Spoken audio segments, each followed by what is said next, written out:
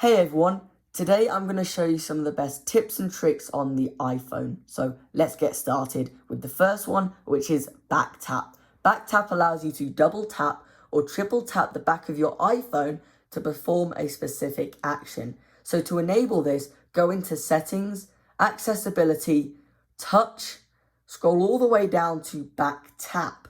Then as you can see here, we have two options, double tap and triple tap. So if I tap on double tap here, you can see there are many different system options. As you can see, I've got screenshot enabled. So when I double tap the back of my phone, it will actually take a screenshot, just like that. Now, if I go back here to triple tap, you can see I have flashlight enabled. So if I triple tap the back of my phone, it will turn on the flashlight. If I triple tap it again, it will turn off the flashlight. So it's a really cool and helpful feature. I like it a lot. Now, the next thing I want to show you is to do with also settings. As you can see, when I went to show you back tap, I went through many different pages in settings and I sort of got lost. So as you can see, if I tap and hold on this back button, it brings up this option here instead of having to keep on tapping that button several times. So I can let go on a specific one like accessibility and it will take me back to that specific section, which is very, very helpful. Now the next thing is flight tracking. You can actually track a flight right from Spotlight search. So as you can see here, I searched up American Airlines flight 177. If I tap on this button here, it will show me all of the information for that flight. So you can see where it's taking off from and where it's arriving. You can see its departure times, its arriving times, and you can see the duration of the flight and the baggage claim. It says this flight status is on time right now. It hasn't taken off. It's taking off at 8:29 p.m. this evening. It shows the route it's taking just like that. It's a very cool feature. Maybe you want to send your family or friends your flights you're going on so they can track the flight in real time. It's very nice. Now, the next thing is smart stacks to do with widgets. So you can actually stack widgets on top of each other to scroll through with a scrollable list instead of having to add multiple widgets onto your home screen.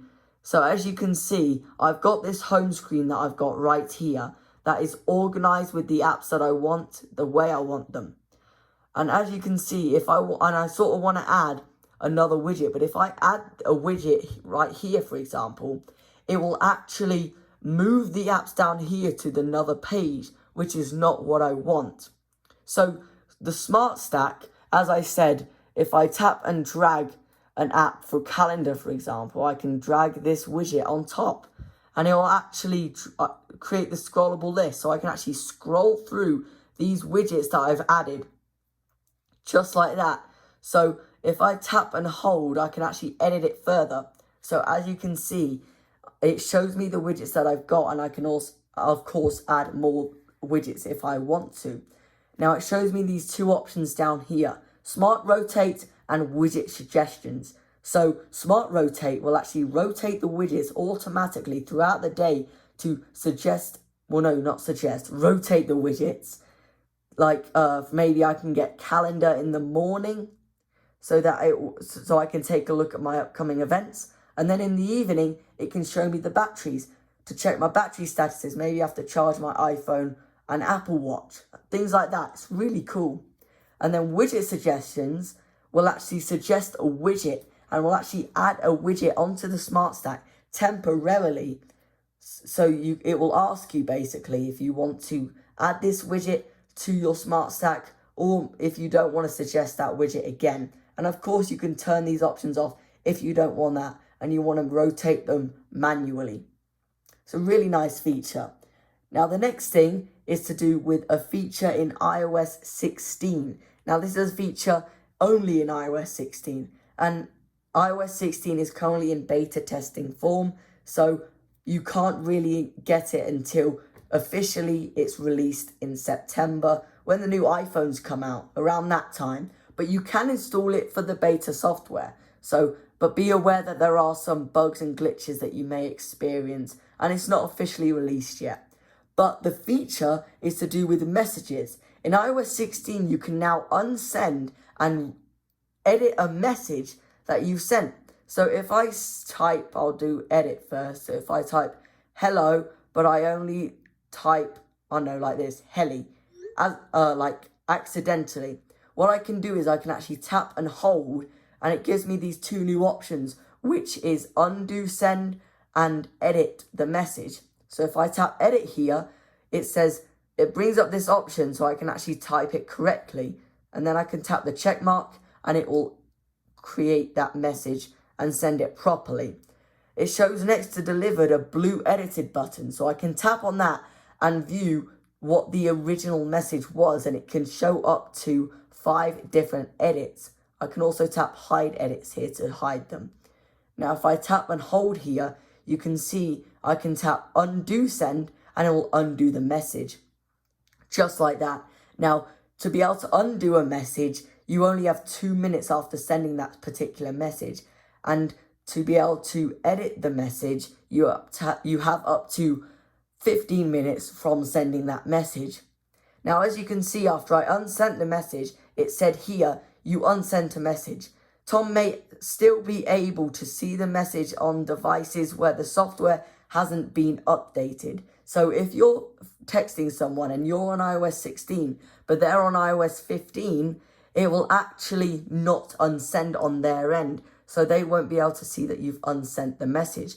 But if you edit a message and they're on a previous version, it will actually keep the message that you originally sent, but will actually send a new message showing what you edited it to.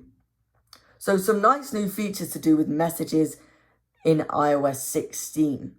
Now the last feature, or tip let's say, is being able to drag multiple apps at once to a different part of your home screen.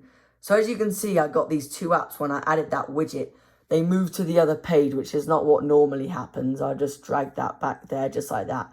But I had to drag both of them one at a time. And if you got multiple apps that you want to drag, like let's say these apps up here to another page, you can actually tap and drag and tap these different apps and it will create a stack of them. And you can actually drag all of those apps at once and drop them just like that. It's a really helpful and easy feature and a hidden tip and trick that people actually don't really know about, or a lot of people don't know about. So you can see here, I can just tap and drag these different apps just like that. It's a really, really nice feature. I like it a lot.